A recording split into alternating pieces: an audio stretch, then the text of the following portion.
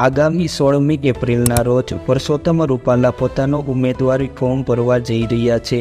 ઉમેદવારી ફોર્મ ભરતા પૂર્વે તેઓ રાજકોટ શહેરના જાગન્નાથ મહાદેવ મંદિર ખાતે દર્શન કરશે અને ત્યારબાદ પદયાત્રા યોજીને તેઓ બહુમાળી ચોક સુધી પહોંચશે, જ્યાં જંગી જનમેદનીને સંબોધિત કર્યા બાદ તેઓ કલેક્ટર ઓફિસ ખાતે પોતાનું ફોર્મ ભરવા માટે જશે।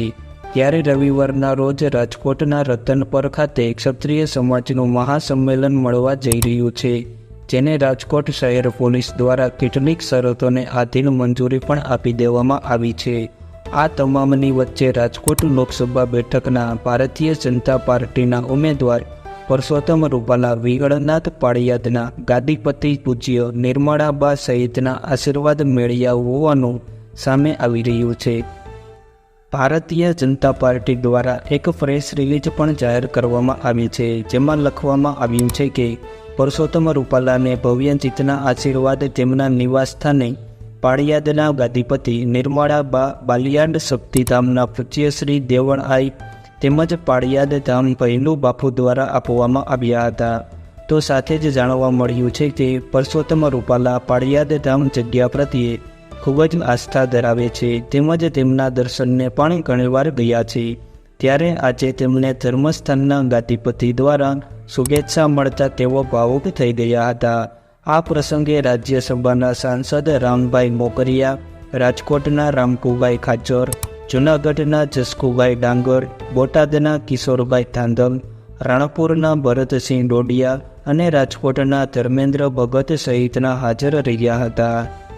શુક્રવારના રોજ રાજકોટ શહેર ભાજપ કાર્યાલય ખાતે ક્ષત્રિય કાઠી સમાજ દ્વારા એક પ્રેસ કોન્ફરન્સનું આયોજન કરવામાં આવ્યું હતું। પ્રેસ કોન્ફરન્સમાં અખિલ ભારતીય કાઠી ક્ષત્રિય સમાજના પ્રમુખ મુન્નાભાઈ મિકસિયાલ સહિતના હાજર રહેલા આગેવાનોએ નરેન્દ્ર મોદી અને ભાજપના ઉમેદવાર સ્વીકાર્ય હોવાનું જણાવ્યું હતું।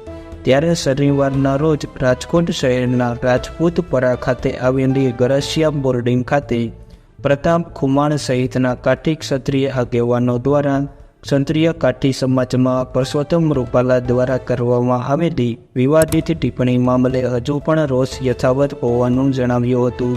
તેમજ શુક્રવારના રોજ કરવામાં આવેલી પ્રેસ કોન્ફરન્સ તેમજ નિવેદન સમાજના નહીં પરંતુ માત્ર વ્યક્તિગત હોવાનું જણાવ્યું હતું। તો સાથે જ રવિવારના રોજ યોજાનાર રતનપર ખાતેના સંમેલનમાં ક્ષત્રિય કાઠી સમાજના યુવાનો તેમજ આગેવાનો પણ ભાગ લેશે તે પ્રકારનું નિવેદન પણ આપવામાં આવ્યું હતું।